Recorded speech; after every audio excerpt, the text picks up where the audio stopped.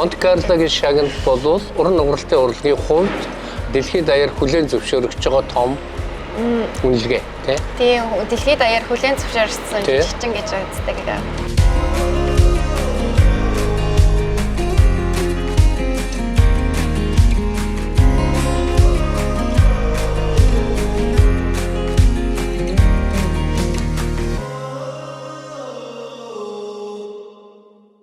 За монголчууд Европ нэвтрүүлгийн багийнхан маань яг одоо Франц улсын Парис хотод зорж ирсэн байна. Сүүлийн нөгөө аяллууд маань машин дөрөнж байгаа учраас бит хоёрын хувцас жоохон өрчигээд байгаа ба. Тэрийг ойлгоорой үзэгчтэй. Тэгээд өнөөдөр бидэнд ямар зочин хамт байх лээ галаахаа. За энэ бүсгүй болвол уран нугарч бүсгүй. Тэгвэл одоо миний ойлгож байгаагаар бол өөрөө уран нугардаг шоунд тоглодог. Тэрнийхээ хажуугаар хүүхдүүдэд уран нугартын сургалт зохион байгуулдаг гэж ойлгосон. Одоогийн бид нарт байж байгаа мэдээлэл. Тийм болохоор хоёлаа ороод илүү дэлгэрүүлээ танилцъя тийм. За тий. Парист ирлээ. За одоо миний бол мөрөөдлийн хот байгаа. Одоо эн чинь түрүү нөгөө танилцуулга дээр хэлээд байсан шүү дээ. Дэлхийн 3 том юм байгаа. Эйфелийн цамхаг байгаа. Нөгөөх нь Луврын музей байгаа. Парисын дарихийн сүм гэдэг одоо. Тийм энэ гурваараа алдартай. Энэ гурваараа бол дэлхийд одоо их алдартай. Тэрнээс гадна ер нь загварын хот. Тий, загварын хамгийн алдартай. Үнэтэй усаараа алдартай. Үнэтэй хот тий. Тийм тэрүүгээрээ алдартай. Тэрийг ихтэй үзнэ өнөөдөр. Зя энэ юм шиг байна. Манай продюсер ийшээ гэж байна. За сайн байна уу? Камертай явж байгаа шүү. Намайг гадуудрах гэдэг. За. Тэгээ нэвтрүүлгийн хөтлөгч. байна уу? Анаа дээр. За сайн байцгаана уу? Намайг Хийжин гэдэг Парист уран нугралтаар ажиллаад одоо 13 дахь жилдээ болж байна. Манай нөхөр Сигрид, манай хүү Осташ Монгол нэр найран. Өөрөө миний би 6 7 наснаас эхлээд уран нугралтаар хичээлж ирсэн. 13 наснаас хойш урлагаараа ажиллаад мэргэжлийн жүжигчин болж ирсэн байгаа. Францда 2010 оноос хойш уран нугралтын жүжигчнээр ажиллаж эхэлсэн байна. Шоу тоглолтод оролцоод одоо өөрийнхөө миний шоу бол 5 минут яг нөгөө уран нугралтын үзүүлбэр 5 минут заримдаа бас нөгөө тоглолтод 2 3 өөр гараа хийх гэж ярьдаг байхгүй. Ингээд юм үзүүлэхдээ яг нэг тоглолтын дотроо 3 өөр төрлийн үзүүлбэр үзүүлдэг. Эсвэл 3-аас ч илүү бас тоглолтноос хамаарат янз бүр байдаг. Театрт тоглож гин, циркт тоглож гин, кабаре шоу гэдэг нөгөө орой хоолой идэнгээ Френч канкан бүжигтэй бас давхцаад бас миний уран нугралтын үзүүлбэрээс давхцаж явж исэн. Энэ сургалтын төв маань 2018 оноос эхэлж яг үүссэн байгаа. Тэгээд ковидын үеэс яг тоглолт байхгүй болоод тэгээд онлайнаар хичээл зааж эхлээд сурагчтайгаа үзэгчтэйгээс өөртөө татаад тэгээд яг ковид дуусны дараа ковидын үеэр миний хичээлийг онлайнаар үзчихсэн сурагчид маань яг миний студид дээр хөрөлцөж ирээд бас яг ингээд байнгын хичээл явуулж ирсэн. Суралцагч чинь ер нь дандаа гадаадынх нь. Тийм гадаадынхан байгаа. Би бас нөгөө Монгол 2 жоохон хүүхдийг эгчдүү хоёрыг хичээлүүлж эхэлжсэн. Тэгээд бас нөгөө жоохон хол нүгээд тэгээд байсан да. Уг нь бол 2 жил яваад аваа хөрхөн болж ирсэн. Бас нөгөө Францын нөгөө юу гэдэг чинь incredible talent гэдэг incredible talent influence гэдэг нэг тийм нөгөө одоо гоц Монгол телевизийн шоу авьяаслаг монголчууд гэдэг шиг авьяаслаг монголчууд гэдэг шиг Францтаас нэг авьяаслаг францчууд гэдэг нэг тийм телевиз тэрэнд бас оролцуулаад өгөөч гэж асууж исэн. Тэгээд би сурагчтайгаа 2 жоох охиныгаа бас дараа жил аваа хөрхөн болохоор нь оролцоол яг гэж бодчихсон. Тэгээ харин даанч хол нүгээд тэгээд болсон. Уг нь бол ирээдүйн монгол жүжигчдийг бас Париста сургаж эхлэе гэж бодсон зарсан юм байсан л да. Lips may be sweet, such that I can't compete, but your heart is as black as night.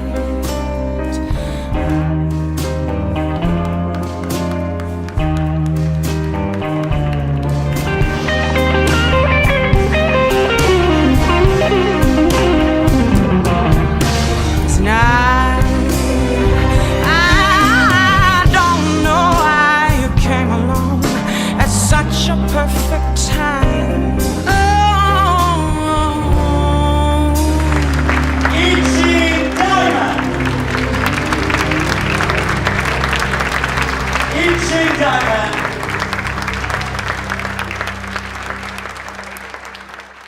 хоёлаа ярилцлага бага насны ч амьдралаас эхэлдэг хөө. Би Улаанбаатар хотод ирсэн. Ер нь бол багын л их хөдөлгөөнтэй жижигхэн сармагчин л гэдэг. Байшингийн дээвэр дээр авирсан. Ер нь их хөдөлгөөнтэй. Маазан дээр ингээ күкү гицэн аалт шиг ингээ байждаг. Ер нь их хөдөлгөөнтэй хөвгтэйсэн. 6 настайдаа зурагтаар уран нуграачийн үзүүлбэрийг үзээд ер нь тэр мөчөөс хойш ер нь би уран нуграач олно гэд. Урд нь мисс энтер гэж загвар өмсгч олно, модель олно гэж ярьж исэн бол тэр нуграач охиныг үзснээс хойш ер нь ерөөсөө нуграач уран нуграач би уран нуграач олно гэл өдөр болгон ингээл толгоогоо хошоолгаад хөлөө толгоороо явуулаад энийг наваа хартаа гэсэн хөвгтэйсэн. Тэгээд ер нь манай аав намайг битгий нуруу нүвтэн яах ингээл ер нь аягүй хортой байсан. Нуграад хэрэггүй. Тийм манай аавын бүр нүвддэг нуруунаас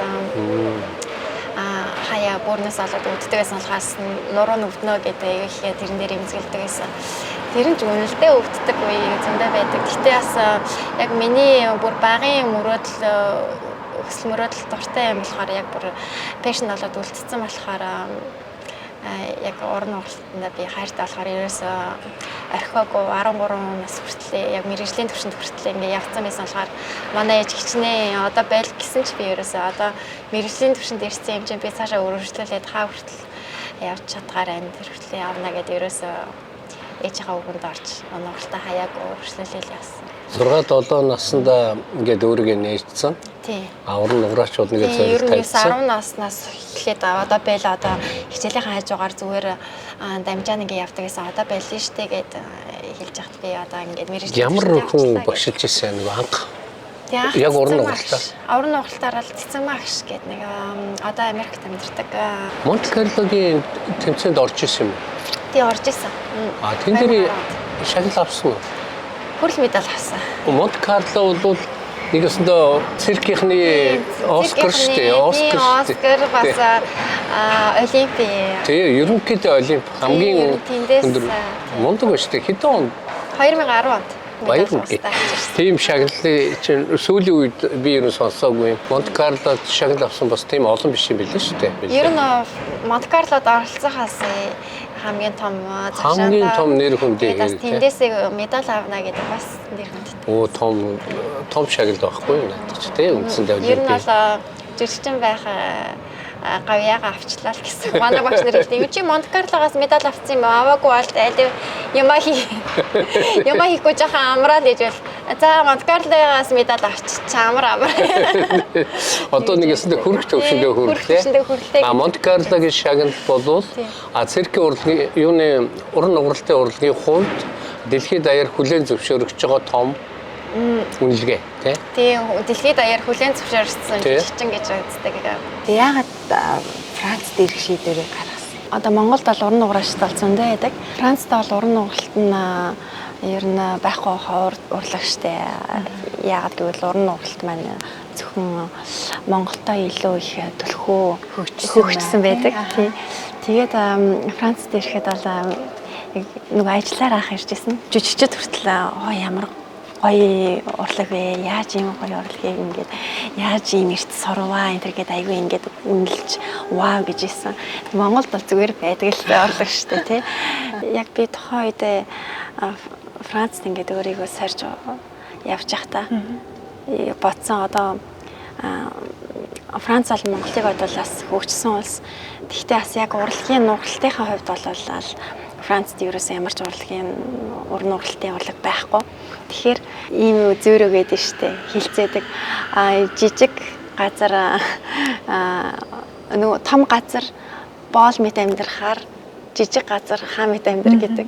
Яг тэрийг би яг урлагийнхаа уран нугалтынхаа хувьд бол бодож үзсэн. Яг Монголд бол зүгээр л олон нуграачтай байдаг. Олон нуграачдын дунд байдаг л нэг уран нуграач байсан хооронд өөрийнхөө чадамжийг өөр байхгүй газар нь хөгжүүлээд тэгээд өөрийнхөө онцгой шинж чанарыг ашиглаад бас өөрийгөө хөгжүүлээд тэгээд хэмжээний гоё эрхчлөөтэй амьдрий гэж бодож байсан.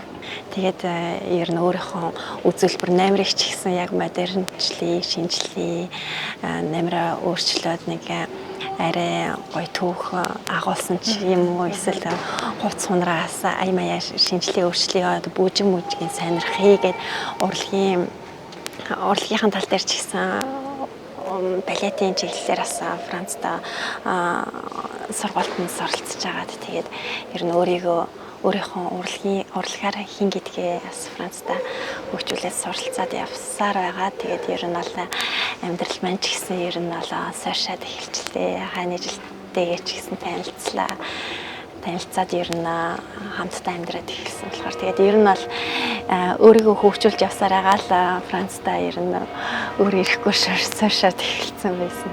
Анхандаа Францад явхад бол нөгөө манай ээжийн нэг танил нэг одоо зүгээр сургуулиас гадна нөгөө сургалт дэдэж штэ сургалтууд дэдэж штэ олон сайн дурын гихчний нэг тийм сайн дурын циркийн хитэн үзүүлбэрийг ингээд хүүхдүүд хичээлээс гадна үзүүлдэг тийм сайн дурын байгууллагт намайг тийм газар байна. Агарын намаар хийж олно ийм бэлтгэл хийдэг байр байна гэд. Тэгээ би тэр газар очиж хэвээр өөрийгөө шалгуулна гэл амар хэвээр яа Францын тийм гоё газар нь би ингээд өөрийгөө танилцуулаад ангид нь ороод явчвал гэж бодоод буу юм болоод ингээд шалгуулаад явсан чинь хүмүүс нь хэвээр яа хэлэх үг хаалгах хэвээр мундаг байна. За яг уу энэ манай бэлтгэлийн залд зүгээр бэлтгэл хий гэд намайг хүлээн зөвшөөрөөд Хитмэстэй бөөн баяраа Францын гоё заалны нэг бэлтгэл хийлээ гэдгсэн чинь намайг хэвээр миний төвшин айгүй өндөр байна. Бидний чамд ерөөсөө юу ч зааж чадахгүй зүгээр бэлтгэлд ингээд тийм бэлтгэлийн заалны бэлтгэл хийж олно гэдэг. Тэгээд тэнд ингээд бүтэн жил явж байхаагаар залуу уран бүтээлчдийг хайсан нэг тэмцээн байсан. Тэр тэмцээн энэ тэмцээнд оролцож чадах ганцхан хүн гэвэл чи байна. Тэгээ чи энд өөрийнхөө саналыг явуулаад ингээд үзээрэй гэд тэгтэн. Тэгээд яг тэр үед манай ээж маань хуцыг минь ойж өгөөд манай эгч маань аяыг нь бичлэгийг минь хийж өгөөд гэртээ бичлэг хийгээд нэг тэмцээнд оролцъё гэдэг өөрийнхөө бичлэгийг явуулаад тэгээд тэр оролцсон тэмцээнд нөхөртөөгөө танилцсан байхгүй. Монголчууд дэлхийд төслийг дэмжин ажиллагч дэлхийн брендийг дэлхийн жишгээр BTF Mongolia, үндэсний агаарын тээвэрлэгч Myat Mongolian Airlines, онлайн такси үйлчилгээ UBCab. За одоо бид энэ удаагийн зочин хээжийнхаа ийм гоё өвөрмөц өрөөнд ороод ирээ зогссон байгаа. Тэгээд сая таныг нөгөө хичээлээ зааж дуусахыг хүлээж байхдаа энэ хавар ингээд үзээд гайхаад юу вэ гэд ингээд алмаараа зогсож исэн. Тэгээд танаар өөрөөрөө тайлбарлуулъя гэж бодоод ороод ирсэн.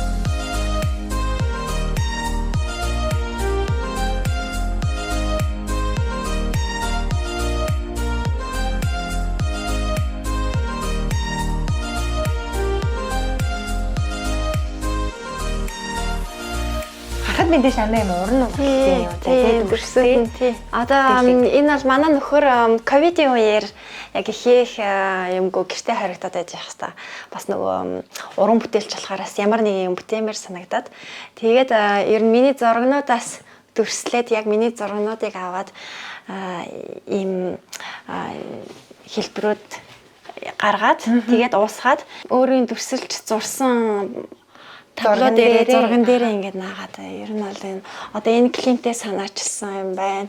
Энийг болохоор манай нөхөр цаас бүрийг өнгөлөөд тэгээд дараа нь хайчилж аваад ингээд наасан байгаа. Айгүй болон хэдэн сарын ажиллах шаардлагатсан юм бүтээлүүд байгаа. Одоо энэ бол бид хоёрын хуримнаас сэтүүлсэн. Хуримны сувенир маягийн бас бүтээл нь. Тэгээд бүтээл болгон өөрсдийн гэсэн нэртэй. Тийм. Бид хоёр нөгөө хормын Сантосташ гэдэг нөгөө манай хүүгийн нэрээр нэрсэн тэр сүмд хормс ахгүй. Тэгээд яг тэр бид хоёрын хормоо хийж яхад яг баруун талд нь цонх нь яг иймэрхүү хэлбэртэй нөгөө наран хэлбэртэй тийм байсан. За Монголчууд Европ нэвтрүүлгийн баг дараачийн одоо зураг авалтын газар ирсэн байна. Энэ бол манай өнөөдрийн зочин Хээжиний маань хурмаа хийсэн ийм гоё газар. За тэгээд илүү гоё дэлгэрэнгүй зүйлсийг та үзэгчд маань хэлжүүл одоо бид хоёр яг хаана ирсэн байгаа бэ? За. Одоо ер нь Париста Нутх Дамын дараагаар ордог том сүмдээ ордог Сантосташ гэдэг нэртэй их гоё том сүм байгаа. Ковидын үеэр бол Нутх Дам нэг хэсэг үд хаалгаа хаасан байх үед хамаг том зохион байгуулалтууд нь энэ сүмд хийгдчихсэн байгаа. Би ингээд ийм гоё сүмд таныг хурмаа хийсэн гэхээр одоо ингээд дөнгөж орж ирээд алмаарад тий. Вау. Ийм том хамгийн гол маш том юм байна. Тэгээ өнцөг булан бүр тэгээд ингээд жижиг одоо хээ угалц бүрний гоё чанан түүхтэй тий. Та хоёрын маань хурим яагаад энэ сүмийг сонгосон юм? Сантосташ дотор юм айгүй том урлагийн жүжигчид бас хурмаа хийж айгүй том алдартай жүжигчид бас энэ байдаг гэдэг утгаараа энэ сүм нь жүжигчдийн сүм гэж явдаг. Тэгээд бид хоёр маань өөрсдөө жүжигчид болохоор бас энэ чэнэ жүжигчдийн сүмд бас хурмаа хий гэж ярилцсан. Тэгээд бас Парисын төвд одоо бид хоёрын түүх бол яг Парисын Эйфел цанхагт бас сүт тавьж исэн. Сантосташ гэдээ бас нэг өөр гоё том сүмд нь бас хурмаа хийлээ. Бид хоёрын хүү Усташ маань бид хоёрын хормилсан сүмээр нэрлэгдсэн байгаа. Ариун Усташ гэдэг.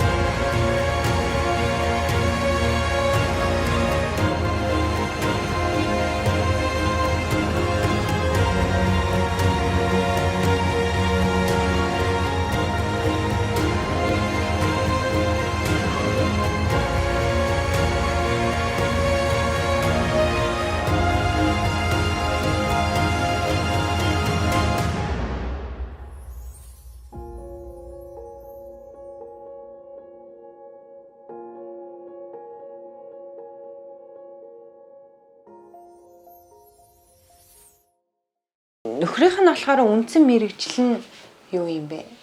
Манай нөхөр бол одоо юу урлан бүтээгч, тэгээд бас алиалагч, продюсер, менежер, тэгээд бас эмнэлэгт өвчтөе хүүхдүүдийг асран эмчилгээнийхэн туршид нөгөө алиалаад өвчнийг нь арай өвдөхгүй ч юм уу айгүй хүнд арай месасл хийх болоо яг тэрийнхээ үеэр ингээ алиалаад өвдөлтийн намдаадаг нэг тиймэрхүү эмч алиалагч гэдэг нэг тийм юу байдгийг тэрэнд ажилладаг манай нөхөрөөс.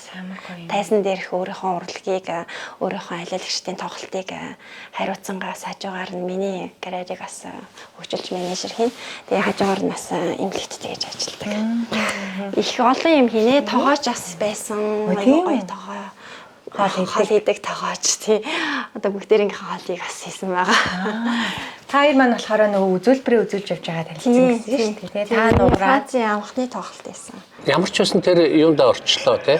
Уралдаандаа орчлоо. За цаашаа уран нууралтаар явах нь тодорхой боллоо чи гэр бүлтэй боллоо тий. Тэгээд ерөнхийдөө шоунд оролцдог юм. Одоо бол яг юу гэж явдаг, студ гэж явдаг юм уу? Зүгээр бас нэг тодорхой шоу шоуны оролцогч гэж яг уу. Одоо өөрийгөө би нэрлэн гэвэл одоо чөлөөт уран бүтээлч. Тэгээд одоо бол өнөөдөр бол уран нугалалтаараа хичээлээ тоглолт хийж байгаа студигийн өөрөө удирдаад сурагчтай хичээлээ заангаа одоо хүүхдээ хараад жижигнээс нэг настай хүүхдээ ээж нь бас их завгүй их том ажил. Тэгээд тэр том ажлыг өөрийн бэлтгэл хувийн зохион байгуулалтаа одоо бэлтгэлийн тэр нөгөө юу чинь ажиллагаа чинь тайзнаас гадна айгүй их биеийн нөгөө юу формыг барихын тулд айгүй их бэлтгэл хийх шаардлагатай байдаг. Тэгээд өдөр болгон хүүхдээ харангаа бас бэлтгэл хийнэ гэдэг бас их том ажил байдаг. Тэгээд янз бүрийн Kenzo Prada гэх жишээний маркуудтай бас уран нугалалтын модель бас спортын модель гэдэг утгаараас тиймэрхүү зарим нэгэн зураг авалтанд бас ордог. Тэгээд хажуугаар нас нөгөө Jean-Claude Van Damme гэдэг бас алдартай кикбоксинг спортын нөгөө жижигчин байдаг шүү дээ. Кинодас тоглодог. Тэр жижигчэндээ бас жирэмсэн байх хугацаанд зураг авалтанд орох завшаан гарсан. Тэгээд одоо тэр нь болохоор видео геймийн реклам. Тэгээд рекламдаа би бас нөгөө Jean-Claude Van Damme гэдэг нөгөө хоёр машины засар хооронд нэг шпагат суугаад нэг реклам тоглосон байдаг тийм алдартай. Зөвхөн тэрүүгээр ер нь бол өөрийнх нь онцгой гарын үсэгт нөгөө хөдөлгөөн нь болохоор шпагат суух байхгүй юу. Тэгээд шпагат сууж байгаа тийм шпагат сунгаа видео гейм покер маягийн тиймэрхүү тоглоом тоглож исэн тийм бичлэг байдаг. Тэрийг бас тоглосон байгаа. Одоо жишээ нь тайснаас гадна бас нэг тиймэрхүү реклам зураг авалтанд бас орно. Одоогоор бас өөрөө тоглолтоосоо гадна хичээлээсээ гадна бас кунфугийн сургуульд явж байгаа. Хүүхдээ болсныхаа дараа өөрийнхөө биеийг хуучных шиг одоо фит болохын тулд бас спорт зүгээр энгийн спорт хийсний оронд кунфугээр хичээлж үзье гэж бодоод кунфугээр хичээлээд үзсэн. Тийм 2 сарын өмнө тэмцээнд оролцоод бас хэдэн алтан медаль авсан. Тийм гоё урлаг. Тэгээ ер нь бол яванд авсан кино зураг авалтанд ч гэсэн бас кунфугийнхаа үзэлбэрээр бас хүч сарий гэж бодож байгаа. Одоо бол уран нугалалтын сургалтын төв хичээлүүлээд байгаа юм байна тий. Тийм хичээл. Ер нь хэр олон хүн ирж орж байна.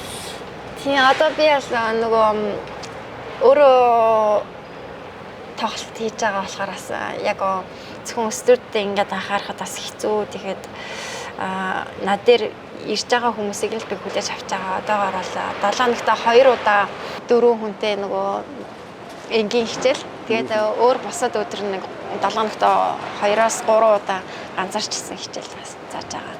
Монгол хүүхэд байгаа гэсэн тий? Монгол хүүхэд байсан. Ковидоос өмнөхөн эхлээд ковидын үеэр ер нь жоохон засвартаад ковидын дараа 2021-22 он хүртэл явж агаад тэгээд эгчдүү хоёр маань яг тунж үлдээд яг мэргэжлийн болно гэд бэлтгэгдчихсэн. Тэгээд авиаслаг гоц авиас Францын гоц авиастангуудын телевизийнхнаас хоёр жаахан хүүхдийг энэ телевизтэй тэр гоц авиасныхаа шоунд оруулж болох уу гэд санал хүртэл тавьчихсан. Тэгээ яг тэр үед манай хоёр маань арай жаахан бас үзүүлэх номер нь арай бэлэн болоогүй байсан болохоор нэг жил хүлээчгээгээд хэлж ирсэн. Тэгээд яг тэр үед манай хоёр ах нүүж тараад жоохон хол болоод тэгээд болцсон. Тэгээ ууг нь бол ер нь яванд залуу Монгол хүүхдүүд ууг нь төвсөр төвчээртэйдэг. Бас энд өсөөд энэ тхийн хүмүүжлэр бас явж байгаа болохоос ч тэгдэг юм уу. Бас цаг агаар нь өөр болохоор ч тэгдэг юм уу. Бас жоохон төвсөр төвчээр бас хэцүү. Аав ээж нь ч гэсэн бас яг тий яг уран нугалалтаар явхараас уйлдаг үе би хэцүү шамтардаг үе би тэр үед аав ээж нь ч гэсэн сэтгэл хатуутай ингээд хатууч гэсэн бас яг урамшуулад ингээд хүүхдийг ингээд сайн болно гэнтэр гээд бас дэмжээд өгөх эцэг эхчүүд бас хэцүү, бас төлбөр бас хэцүү. Би өөрөө ингээд хүүхдтэй ажил мэргэжилтэй миний алтан цаг маань бас их алтай байгаад идэг. Тэгээ бас өөрийнхөө хөдөлмөр цагийг бас үнэлж бас нэлийн үлэхээс аргагүй шүү дээ. Тэгээд тэр маань бас зарим монголчууд маань бас чанал байдаг. Арай үнэтэй санагдаад байдаг. Тэгэхээр бас хэцүү тий.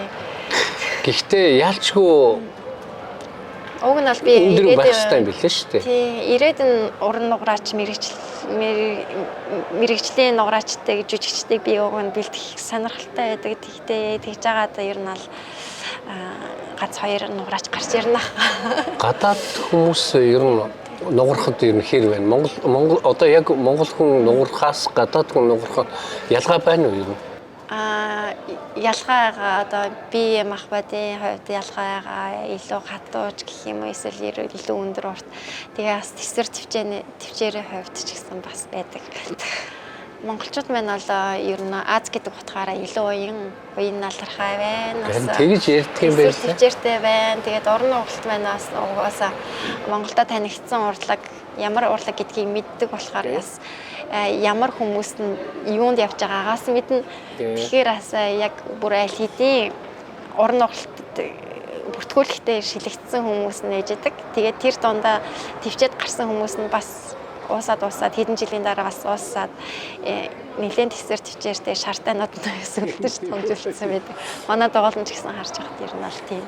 Яг нөгөө талаас зүгээр гадаад хүмүүс уран нугралтаар хичээлэх гэж орж ирэхдээ заавал нуграач болохоосээ илүү нөгөө өөрийнхөө мэрэгжлийн онцлогоос хамаарат өөрийнхөө уян чадварыг илүү хөгжүүлэхийн тулд гоо сайхан тэгж их орж ирдэг юм байна. Спортоор хичээлэх дуртай ч юм уу эсвэл йогоор хичээлэхгүй гэхдээ йогтай төстэй урлаг хүлээж байгаа хүмүүс байдаг. Эсвэл йогийн багш нар өөрсдийнхөө төвшинг сайжруулж бэлтгэл хийгээд над дээр бас ганцаарчсан ч юм уу эсвэл олоола хийж байгаа бэлтгэл дээр хичээл дээр ч гэсэн хамрагддаг. Тэгээ яг бүр уран нугалтаар хичээлдэг гэсэн бас гадаадынх нь байхгүй. Яагаад гэвэл уран нугалт хэцүү урлаг гэдгийг мэддэг. Тэгээ орон нугалт гэхээр айгаад байна гэдэг ерөөсөө орон нугалтаар хичээлдэг. Soulève la poitrine. Genou tendu, descends les jambes, descends les jambes. Regarde-moi la tête bien droite. Ne bouge rien du tout autour. Et l'autre genou plié, sans bouger le reste. Tends un genou. Et tu reviens. Лас-Вегастэйг оошооны дасгалжуулагч хэлтэн чимэгтэй би уулзаж нэвтрүүлэг хийжсэн байхгүй юу? Тэгээд тэр сургууль дээр нь очиход яг энийг ярьжсэн байхгүй. Монгол хүүхд хамаагүй өөрөө тийм. Яг нь ер нь гадаад хүмүүс эрэхтэй бол өөрсдөө хөдөлгөөний эвслийг сайжруулах тийм. Бүжигчин бол тэр бүжигчнийхаа илүү налархаа хөдөлгөөнийг сайжруулах гэж ярьдаг болгол яг эдгээр дундаас бол нуграач гарах нэг ховор. Яалч واخгүй монгол хүүхдүүд бол өөрөө гэж ярьжсэн байна. Энд ч өссөн ч гэсэн бас хамаагүй цуснд байгаа нь мэдрэгдээд яг бүр цаанаасаа яг бүр нуурч бүр аль хэдийн бүр одоо хойд сүнсэн ч гэсэн нуураач байсан юм уу яасан бүр өгөгдөл бүр байж идэг юм шиг ингээд бүр аль хэдийн бүр яг гоё хийгээд хамаагүй ялгарт ингээд тэр үеийнхөө тэнд нэг эрэгтэй хүүхдийг нугруулж ирсэн. Тэгээд ярьжсэн байхгүй юу? Үгүй арай өөр юм. Ерөөсөө монгол хүмүүс бол шал өөр байхгүй юу гэдэг. Угаасаа яг бүр монгол урлаг гэдэг чинь бас. Тэгээ ер нь үндэсний урлаг гэж үздэг. Ялангуяа дэлхийн даяар одоо монгол уран нугралтын монгол сургууль гэх школ гэж ярьдаг юм байна л та. Ухаандаа нөгөө балетыг багтаа одоо тэрний школ гэдэгтэй адилхан уран нугралтыг бол ер нь Монголын школ бол огт өөр. Тэгэхээр сургалтын арга ч гэсэн огт өөр юм байна. Арга нь манай шавнар ч гэсэн энэ тэнд ингээд уран нугалт биш нөгөө уянгийн хичээл гэж явагддаг юм чи болохоор уянгийн хичээл гээл нөгөө энэ тэнд байна. Гэхдээ яг уран нугалт биш. Тэгээ уянгийн хичээл өөр бусад багш нарын ингээ харж байгаа чиний заах аргачлал, чиний техник, школ бол шал өөр. Харин тэгээд Эрдэнэчимэг саяхан тэр уян гэдэг нэг ном гаргасан. Тэгээд Эрдэнэчимгийн гол зорилго нь гэхээр ерөөсөө энэ бол Монголын гаралтай Монгол школ гэдгийг дэлхийд дахинд ингэж баталгаажуулж авчулдаг ёстой юм байгаамаа. Тэгээ одоо би хичээл заахтаа ч гэсэн Монгол школ уран нугалт гэж гэдэг юм. Тэгэхээр тэрүүгээр эн чинь өөрөөр хэлбэл дэлхийд бүлээн зөвшөөрөгдөх ёстой юм байна л дээ. Өөр үндэстэн биш монголчуудад заах арга нь өөр. Тэ? Дээр нь өөрсдийнх нь цаад өгөгдөл нь өөр гэдэг талаас нь ярьдаг юм байна лээ. Тэ? Тийм.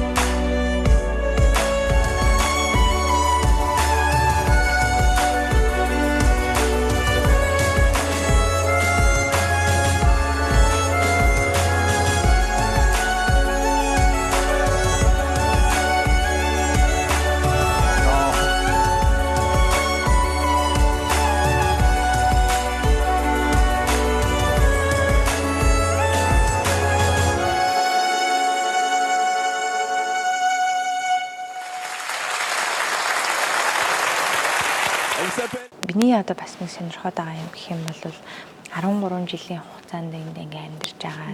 Тэгээд мэдээж одоогийн энэ ололт амжилтанд хүрэхэд зөндөө олон зүйлийг туулсан байж таарна тий. Тэгээд яг хүмүүс нөгөө туулаад гарсныхаа ардман гарсныхаа дараа баг өөрийнхөө юу туулсныг ч мартчихдаг юм шиг санагддгийг надад хаяа. Хэцүү байсан үедээ одоо мартчих эхэлдэг гэсэн үг тий. Тэгээд таны хувьд зүгээр хамгийн энд шантармаар үеийн ямар үе байсан бэ одоо тий? Хэцүү.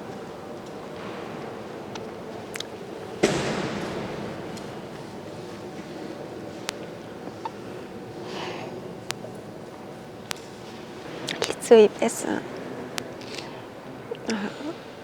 Одоо урлагийн хүн гэдэг утгаараа бол одоо үзэж байгаа ураачд маань хүртэл мэдчихэж байгаа. За би Францад ирээд тэгээ өөрийгөө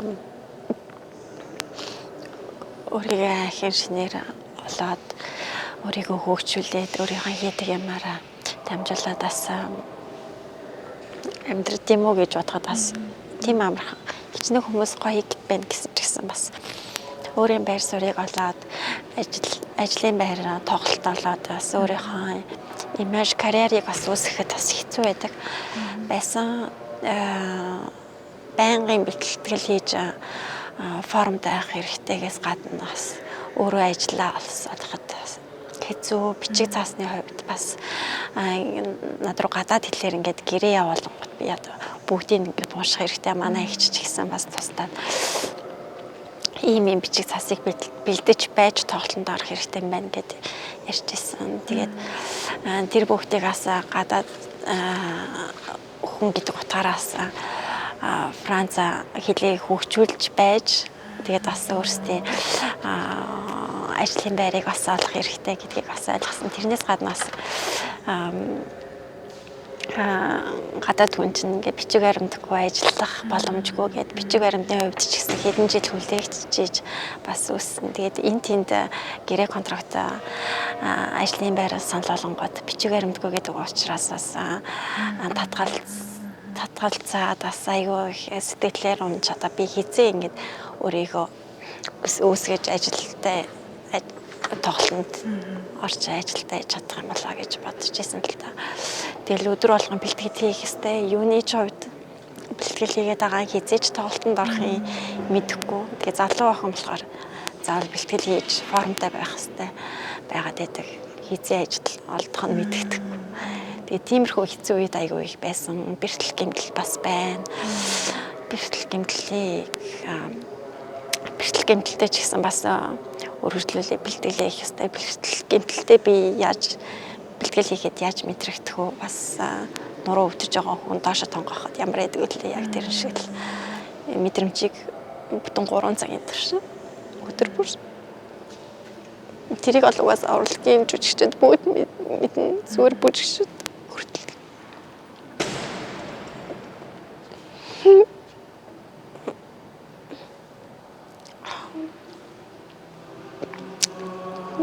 Тэгээд зөвхөн урлагийн урлагийн тоглолт тайснаас гадна бас Франц хэлээ бас хөгжүүлэх хэрэгтэй байна. Өдөр болгон тэгээ мэдэхгүй хэлээр гадаадуудаа тэгэл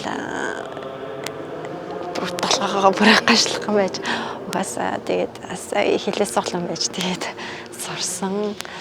Тэгээд тэр бүхний ард тэгээд гарсан да. Тэгээ байнгын одоо бид нар ч гэсэн байнгын ингэж Монголд байгаа жүжигчид маань хүртэл мэднэ л дээ. Тэгээ угаасаа хаасайгүй. За маргааш нөгөөдөр ямар тоглолт байх вэ? Тоглолт байхгүй байна. Тоглолт хайх хэрэгтэй гэдэг. Тэгээд мэддэг хүмүүсрээ өдөр болгон ч тийм. Тэгээ ер нь залгааж ингэ мэдээлэл цуглуулна. Интернетээс бас гэрээ контракт хайхаа.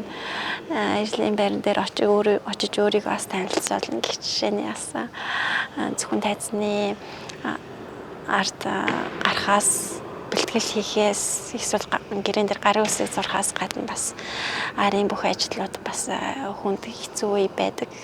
Тэгээд тэр бүр дээр сэтгэлийн хаттай төвчээр алдалгүйгээр уйгахгүй хайж хичээнгүйлж ажиллаж зарсан юмда тэмүүлж байж тэгээд жоохон гисгэс наавна. Тэ. Бид олвол ингээд тэр олон зүйлсийг харж чадахгүй байгаа. Зүгээр одоо юу гэдгийг үзэгч гэдэг утгаараа тайзан дээр гараад таны тэр гүрийж хийж байгаа тий хамгийн гоё бид нарыг одоо хамгийн гоё байлгах тэрийг л харж байгаа тий. Гэтэл бид нэр ингээд бэртэлтэй чигээрээ одоо 3 цаг тэнд үзүүлбэр үзүүлж ингэж огт төсөөл. Тэгээ ингэж ярьж ичил нөгөө мэдэх боломжтой. Тэгээ бас залуу хүн гэдэг утгаараас би бас айгүй үнэгүй ч юм уу эсвэл айгүй хөдөлмөрийг үнэлээгүй хямдхан залангаараас ажиллаж исэн залуу гэдэг утгаараа тэгэл хүлээн зөвшөөрөл их баяртай хичнээн нисээд Итали явсан ч гэсэн тэр мэн бас өнөөдрийн бодол бас айгүй хямдхан залуу байсан л та. Тэгээд бас тэр бүхний ард гарч тоглолтод орж бас өөртөө туршлага хоримтлуулж ийж өнөөдрийн би гэдэг үссэн. Тэгэхээр бас өнгөрсөн хэцүү үе маань бас өнөөдрийг маань бүтээсэн гэдэг. Тэгээ хэцүү үе тулаагүй амьдрал ингээд амархан бас байдаг. Заавал хэцүү байсан үе байдаг. Тий. Attention, quand portrait.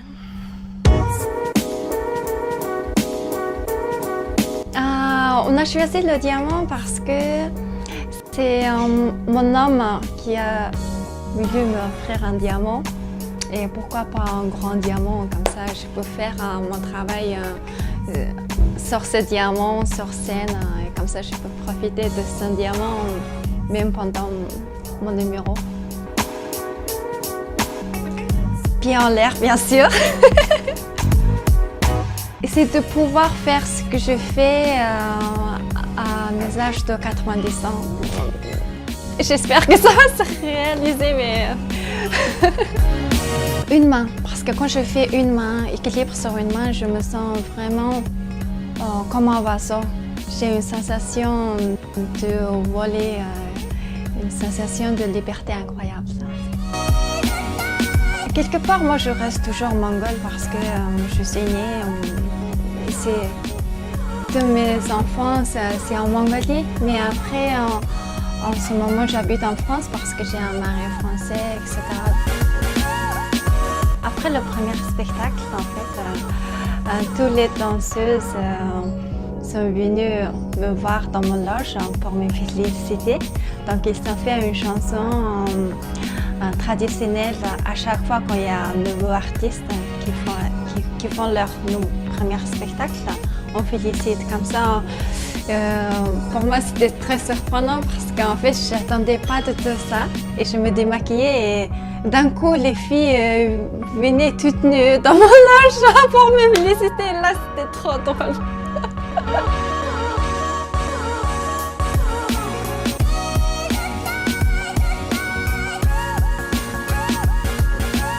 Si vous voulez vraiment voir un cabaret historique typique, venez à Paradis Latin parce que c'est un lieu vraiment incroyable et c'est vraiment beau.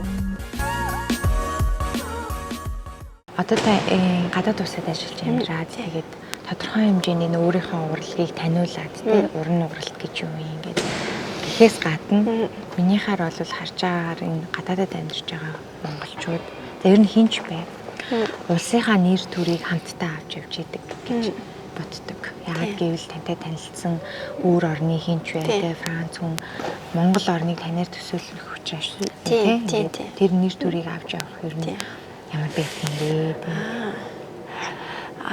Тий ер нь би жоохон бахтай нэр төрөө Монголын нэр төрийг авч явахаас илүү өөрийгөө хөгжүүлэхдээ анхаарч ирсэн. Тэгээд дараа нь би ойлгосон. Монгол хүнтэй би анх удаа уулзчихна гингүүд. Тийм үгүй л би энийгээ төрөгдөг гэсэн. Одоо болохоор л ер нь бол за Монгол хүнтэй анх удаа очиж байгаа. Монголын гоё ямар төрхийг тэр хүнд үлдээж явж байгаа гэдэг утгаараас би яг хянууртай ярьж байгаа юм а ч гэсэн бодолтой. Тэгээд тайзан дээр хийж байгаа юм а үзүүлэхдээ хүртэл бас Монголынхаа дүр төрхийг үзүүлж байгаа гэдэг утгаараас гоёор хамгийн сайнаараа чадхаараа үзүүлэхийг бас эргүүлцэж тэгээд өөрийнхөө сурагчдаас Монголд авчирсан маань хүртэл Монголд бас дүр төрхийг гоёор үзүүлж байгаа эсвэл бас Монголыг таниулж байгаа бас Монголтаас хийж байгаа миний өчөөхөн чадах хойно нэмэр мань болов гэж бодож байгаа. Тэгээ ер нь бол хичээж ажиллаж байгаа. Монголчууд дэлхийд төслийг дэмжин ажиллагч дэлхийн брендийг дэлхийн жишгээр BTF Mongolia, үндэсний агаарын тээвэрлэгч MIAT Mongolian Airlines, онлайн такси үйлчилгээ UBCab.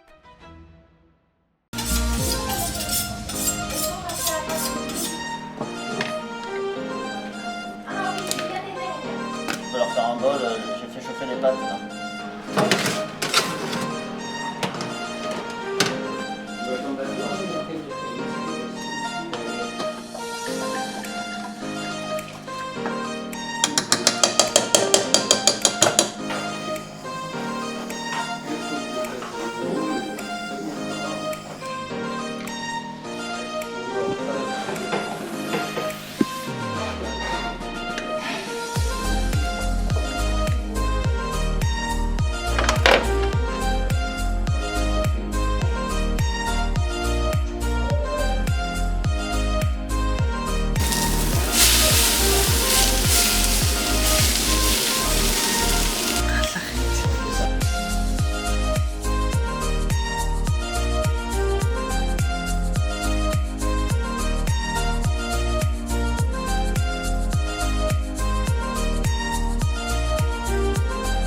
Манай нөхөр одоо өөрийн гарын хоолороо бид нарт өөдийн заг барьж байна. Энэ болохоор Сигридийн гэр бүлийн вино. 2016 онд алтан медаль авсан. Вино байна. Таны нөхөр тоогооч байсан гэдгийгсэн шүү дээ тий. Тэгээд яг үнцэн мэрэгчлэн бол өөр жоохон урлагийн талдаа тэгээд сонирхол нь нөгөө хоолын талдаа илүү байд юм байна тий. Яг бүр ахлах тоогоочоор бас ажиллаж байсан. Яг нөгөө Алиалагч болохоос өмнө алиалагч болохоос өмнө тий. Тэгээ одоо гэртээ бол хоолоо сайн хийн. Би бол өвөлдөө шөлөө сайн хийн. Шөл бууз энэ төр чимхэд хөлдөг чинь. Тэгээд завгүй үедээ бол бууцаа идэж чинь. Тэгээд жоохон ядарсан үедээ бол ясныхаа шөлөө идэж чинь. 100 эсвэл хавар намрын тохиолдолд бол Сигрид манай нөхөр бол хоолоо хийж чинь. Тэгэхгүй бол нөгөө би Монгол хоол ихтэй. Яг сайн хийж чаддаг хоолнуудаа л амархан хоолнуудаа л аюу дуртай хоолнуудаа аюу хийн. Тэр нь тавтагдаад ирэхээр манай нөхөр дургу байнгын хоолоо өөр өдөр болгон өөр шинэлэг хоол хийж идэх дуртай. Манай нөхөр бол үгээр биш үйлдэлээр бас хайраа илэрхийлэх дуртай. Парисыг ингээд хүн төрлөختөө ингээ хайрын хот гэж тэгээд идэв шүү дээ тийм. Тэг яг чухам одоо яагаад хайрын хот гэдгийг боллоо гэдэг дээр одоо бидний мэдэхгүй ямар юм байна. Одоо Сен мөрн алхаад явхад романтик жижигхэн детайл нас аяга гоё ингээд мөнгөнд хүртэл архитектураас гоё ах тусмаа хүний сэтгэл санаа гоё. Тэгээ одоо миний бодлоор бас нөгөө Эйфелийн цамхагч гэсэн бас өндөр өөр гүцэгдэж байгаа. Гүцэгдэж байгаа тийм. Амин гол нөгөө арай бас ингээд гоё хялтгандаг болохоор тэрийг үзэх юм жаа гэд.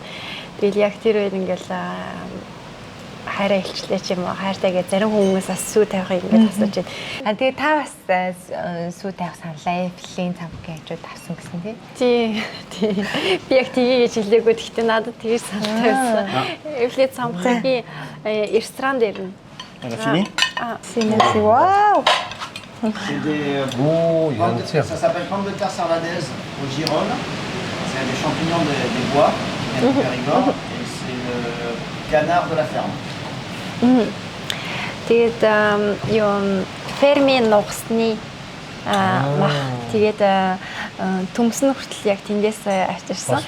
Тийм фермээс нь авчирсан. Бүх юм яг ферми органик. Тийм. Хоол тийм. Бүх юм яг ферми органик. Шарсан төмсөн хүртэл төмснийхэн стил нь pomme de terre de sarladaise гэдэг нэг тусгай амтаар бас нөгөө болгож байгаа нь хүртэл юм тусгай аргаар болгосон бас юу мөөг нь бас сигаретийн тэр нутгаас нь авчирсан мөг. Яг одоо ургаж байгаа мөг. Шөнө 3 цагт замд гарсан тэрнээс хойш юм нэг их юм мэдэж амжаагүй өсөд яваад байсан чи. Хачин гоё хол таа. Бас нөгөө нэг бидний ярьдгаар их морьтой ч юм уу гэдэг. Халуун байгаа тэр нэрээ гэж. Баярлалаа. Баярлалаа. За ямар ч тач өнөөдөр одоо галаах бид хоёр мөн манай нэвтрүүлгийн багийнхан дахин нэг маш гоё зочинтой нэг өдрийг ингээд гайхалтай нэг өдрийг өнгөрөөлөө. Тэгээд ямар ч байсан та Франц улсад ирээд одоо энэ Монголд маань ингээд хөгжсөн ийм гоё одоо урлаг.